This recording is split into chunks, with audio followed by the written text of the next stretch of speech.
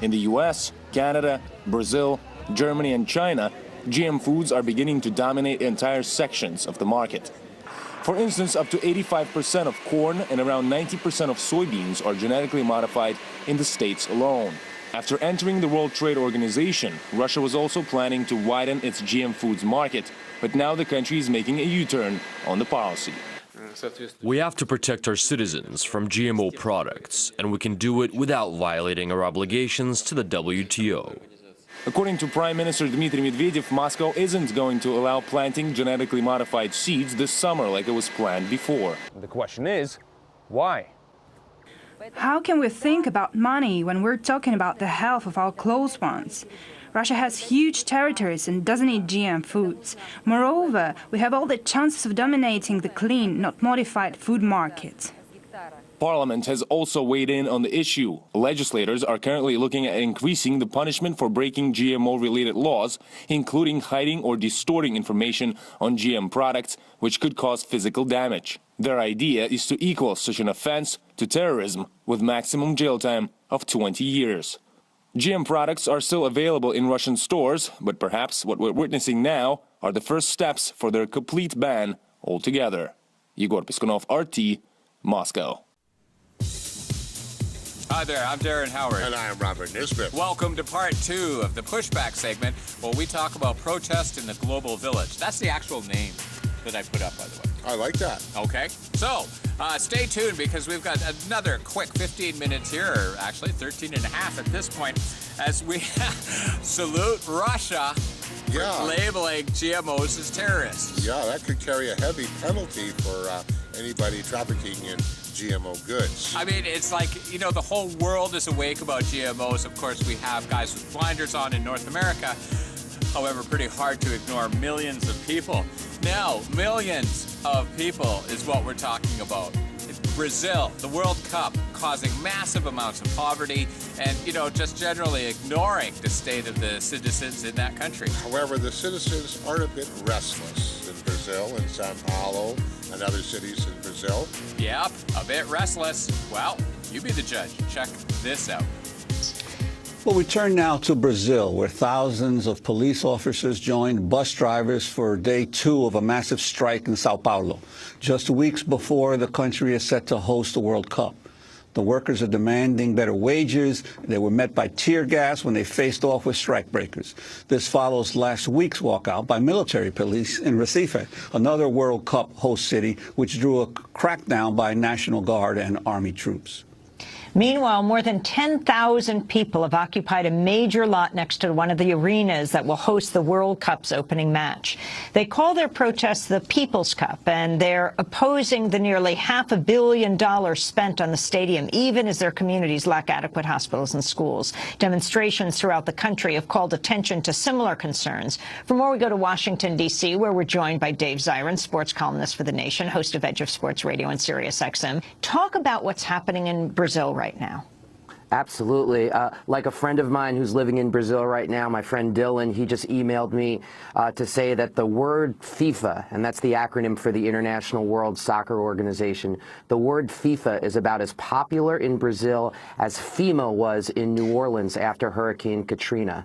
In a recent online poll in Brazil, only 22% of people in the country are even going to root for Brazil during the World Cup. I mean, the amount of dissatisfaction with what FIFA has done in conjunction with the Workers' Party is reaching historic heights. Yet this is the first time, really since 1968 Olympics in Mexico City, that you have seen mass demonstrations in advance of the event itself. And that's what makes this historic, and that's why the whole world is watching Brazil right now.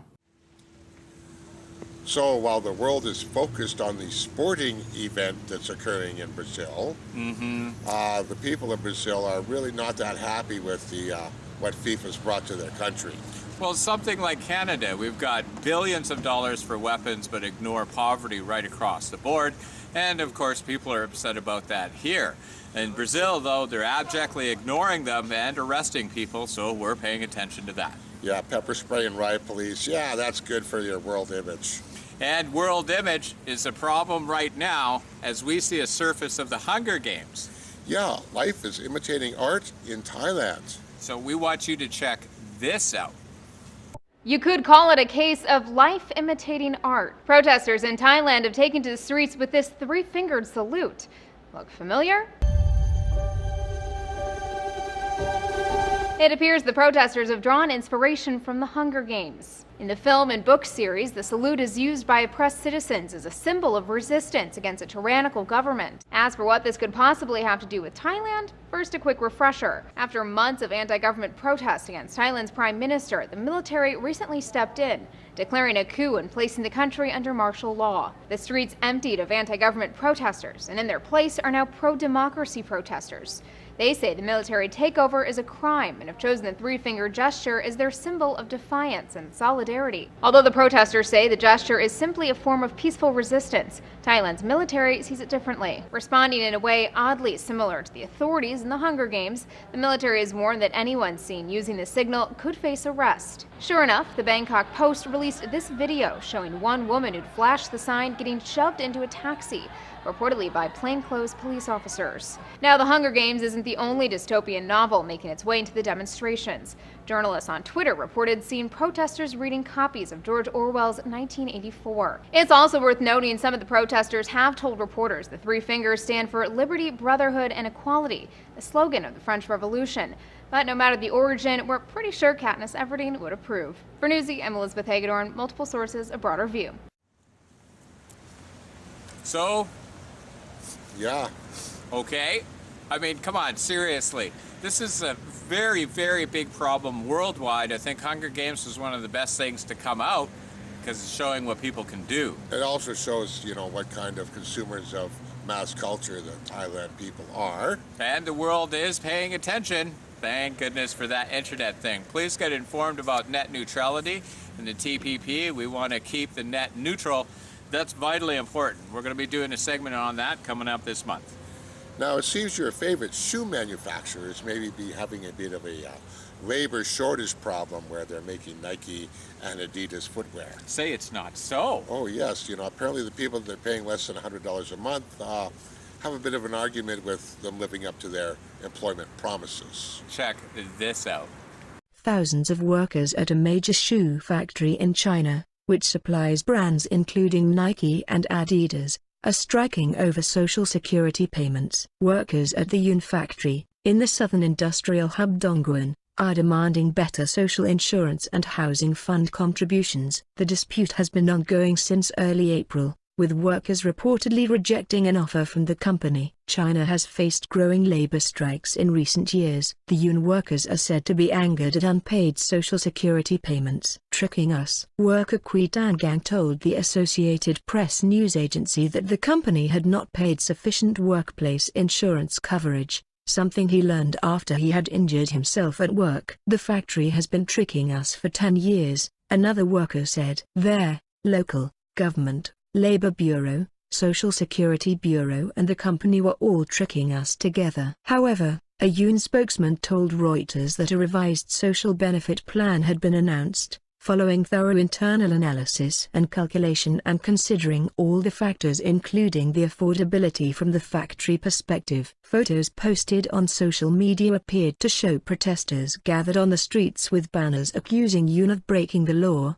with police stationed in the area. China Labor Watch, a US-based non-governmental organization, said the strike was likely one of the largest Chinese worker strikes in recent history. Among the more than 400 factory investigations that China Labor Watch has conducted over the past decade, not one factory bought for its workers all of the social insurance items required by Chinese law, it said in a statement. Yun Industrial Holdings Limited describes itself as the world's largest branded footwear maker. So I get it. Yeah, they're kind of worried about their pensions and what other promises the company may have made to them. And it's just sick. People who buy Nike products and totally disregard the slave labor that brings them their products. Of course, you can take a look at the same thing with mass farming and the way that, chickens, the way that beef are treated. It's just sort of turning away. And of course, the problems in Bangladesh with our clothing manufacturers as well. That's right. So please get informed, start buying locally, and start getting off of that great big box train. But speaking of activist wins, Yes. The Occupy activists really got a major win against the NYPD. Yes, the NYPD, multiple photographs of their atrocities against humanity, and money got involved. The city of New York has agreed to pay nearly $600,000 to settle allegations that police wrongfully arrested a group of Occupy Wall Street protesters back in 2012. It's the largest settlement of its kind in an Occupy-related suit. Earlier, I spoke with RT's Anastasia Churkin. I first asked her what this settlement is all about. Well, Lindsay, this is in fact the biggest single Occupy-related settlement in a civil lawsuit in New York City since Occupy Wall Street kickstarted in September 2011. Like you said, 14 activists are going to be getting almost $600,000, well, to be more precise, $583,000 for being wrongfully arrested. The incident in question took place on January 1st, 2012, where police told these protesters to disperse. But instead of letting them do so, they boxed them in so the protesters couldn't actually leave, and the police arrested them, threw them into police wagons, took them and held them for 5 hours, and eventually the case was dismissed, and the lawyers of these activists argued that they were doing nothing wrong, just peacefully marching, obeying traffic laws. Now, to give you some more specifics in terms of how the money is going to be split, we know that 2 of the defendants are going to be getting $5,000. The other 12 will receive $20,000, and the lawyers will get $333,000 in fees. A good time to be a lawyer, it seems. So that's awesomeness. A big win for the Occupy activists. Yes, big win for us. Big win for the lawyers, too. They took a huge chunk out of that. Ooh, boo, hiss, haw on them. And poor taxpayers, you guys are taking the hits. Yes, but, you know, they need these cops. Yeah. Ah, yes. Looking for the good cops, I'm Darren Howard. And I'm Robert Nisbet. We do have some great stuff coming up. We want you to remember activism is winning, fascism is losing. Just stick to your guns. Make sure that you get yourself grounded real deep because the storm of change is coming. And of course, humanity is going to end up on top. Because fascism is losing.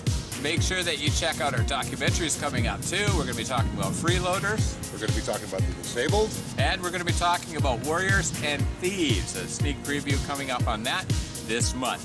I am Darren Howard. And I am Robert Nisbet. Thanks for tuning in. We've got more to come. Please stay tuned. Sorry, I thought that was it. We got more to come. Okay, we can do that. For over 125 years, we've been bringing people together. Today, we'd like to come together on something that concerns all of us: obesity.